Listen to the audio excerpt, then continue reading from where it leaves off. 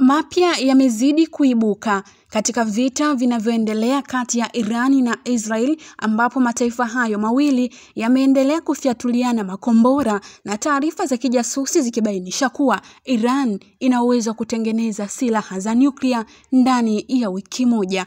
Hii ni TriGen Media. Katika siku ya 9 ya mzozo unaoendelea na mashambulio ya makombora, imebainika kuwa Israeli inalenga miundombinu ya nyuklia katika mashambulio mapya, huku vyombo vya habari vya Iran vikiarifu kufanyika kwa shambulio kwenye kituo cha nyuklia kilichopo Isfahan katikati mwa nchi. Vikosi vya ulinzi vya Israeli vinasema kuwa vilifanya mashambulizi kadhaa ya ndege zisizokuwa na rubani na makombora kutoka Iran usiku kucha.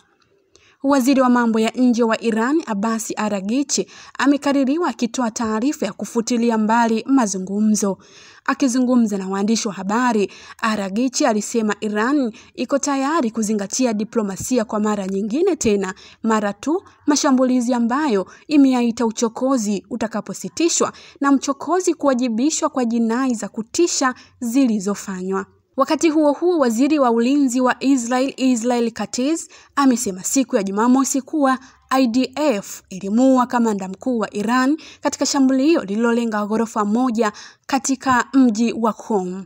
Katz alisisitiza kuwa kiongozi huyo aliyemuua alikuwa na jukumu la kuhifadhi na kuipa silaha Hamas kabla mashambulizi yake ya Oktoba 7 dhidi ya Israel.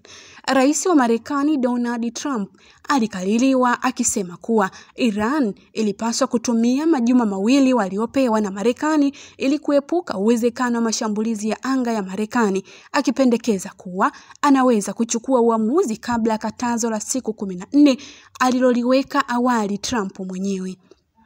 "Ninawapa muda na ningesema wiki 2 zingekuwa nyingi zaidi," Trump aliwaambia waandishi wa habari. Lengo lake akisema Iran wangepaswa kufahamu matokeo ama la.